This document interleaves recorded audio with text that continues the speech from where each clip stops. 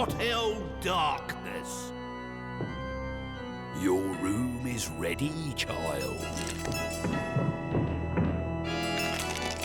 Enjoy your stay.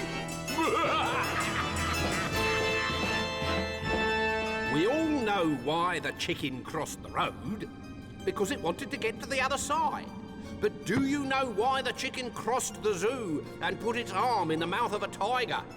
Because it was trying to prove it wasn't a chicken. I don't know what it is with chickens, but they're not exactly blessed in the clever department, are they? And talking of not being blessed in the clever department, this is the visitors book, where all the grisly tales of all my wicked guests are written down.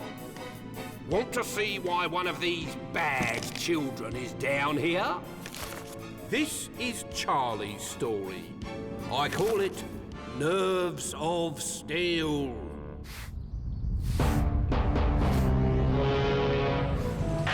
This court is in session. The state versus Charlie Chicken.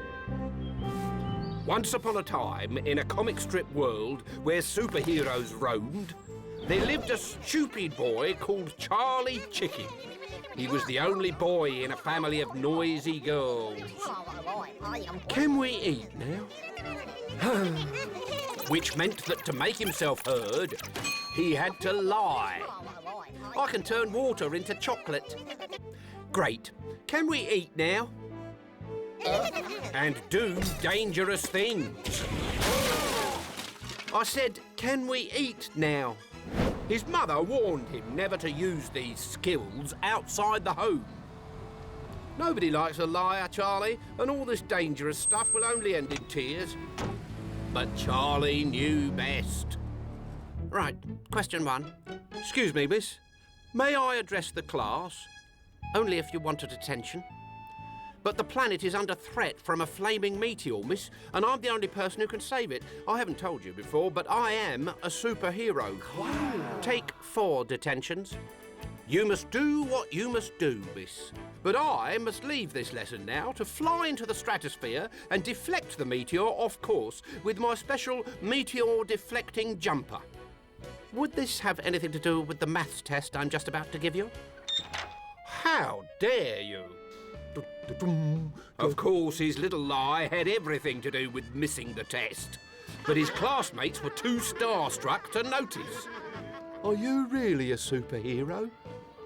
Course. Wow. And do you do dangerous things all the time? The closest Faisal had ever come to danger was eating a falafel 2 days after its sell-by date. Danger's my middle name. I've played 10-pin bowling with an angry armadillo, bungee jumped off the wings of a 747 and stopped a stampede of buffalo with a high-powered jet of Super P. So, what's your superhero name? Fast Man. That's a bit boring. I mean, strong man. Does that mean you work in a circus? I mean, fearless man, because I know no fear. And what colour's your suit, fearless man? Brown, so that when he's scared it doesn't show. I mean, this morning started with me flying through a burning building to save a burning budgerigar, which I had to put out by diving into the Thames, where I bumped into a stranded mink. In order to prove Madison wrong, Charlie invited everyone back to his house for a demonstration of his fearless superhero powers. What Charlie hadn't realised was that Madison was a real superhero called Lie Detector Girl, whose mission was to track down liars and shame them. And now, before your very eyes, behold, a boy can fly. Bravo! What else can you do to amaze us? I can jump down again and miraculously fly over this bush. Behold! Ooh, I don't think so. Right, you want to see Fearless? Hello, I don't know you, do I? No, I've never seen you before in my life. And do you have a dog? I do. Good, because I am completely fearless and would love to kiss your dog's face while he is eating his dinner. That is fearless.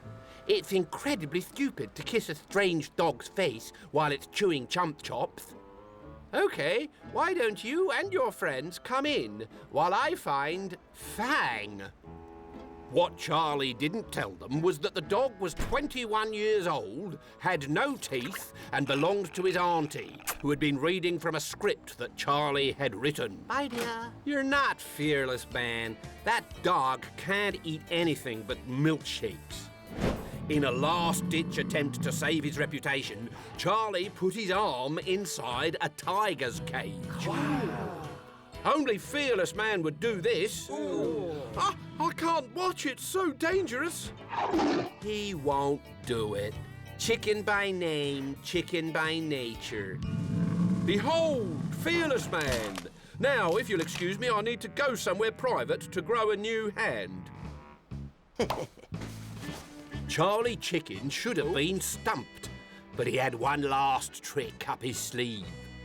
It was a slightly dodgy clinic in the Balls Pond Road that specialised in creating superheroes from ordinary people.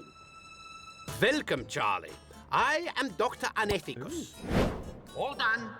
I have stripped out your nerves and replaced them with steel wires. Steel does not transmit pain, and without pain, there is nothing to be scared of.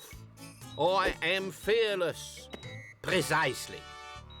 So Charlie went straight back to school and challenged Madison. You think I'm not fearless, man? What? Nothing. I am fearless, man, and you owe me an apology. My lie detector's never wrong. There must be something I can do to convince you that I'm fearless. We all saw what that tiger did to a false arm. Give him your real arm instead. OK, it's a deal. I did warn you that playing dangerous games would end in tears. I'm not crying. I can't feel a thing. Mrs. Chicken wanted Dr. Unethicus to get rid of the nerves of steel so that Charlie's life would never be put at risk again. But further surgery was impossible, and the only option was magnetisation, so that Charlie's mother could stick him onto the fridge and keep a constant eye on him. All right, dear. I'm bored. In all ways, it was a splendid solution, except when Charlie went outside. So you see, Your Honour, that's what made the gold and silver jewellery jump through the shop window and into his pocket. Is that it? Is that the best story you can come up with to defend your client? Yes, Your Honour. Accidental jewel theft due to magnetic nerves of steel. I don't believe a word of it. Charlie Chicken, you are a self-confessed liar. It's quite clear that you've robbed a jewellery store, got yourself caught, and have cooked up this ludicrous story about fearless man and nerves of steel to keep yourself out of prison. But it's true! Take him down and throw away the key. But every time they did, it magnetised itself to Charlie and he let himself out. So his sentence was changed to 10 years isolation in the middle of the Atlantic Ocean where there was no metal to mess it up. A wooden raft was secured to the seabed with non-metallic ropes. And Charlie was left alone with the silence. How he longed for his noisy sisters. But somebody hadn't thought the punishment through. For that night, Charlie heard a groan from underneath him as all of the wrecks of all of the world's sunken boats were sucked from their watery graves by his magnetic pull. And with that much hardware on board, Charlie Chicken went down like the setting sun and sank without a trace. I think we should have a competition. What superhero name shall we give Charlie Chicken? Magnet Man? Super Wreck?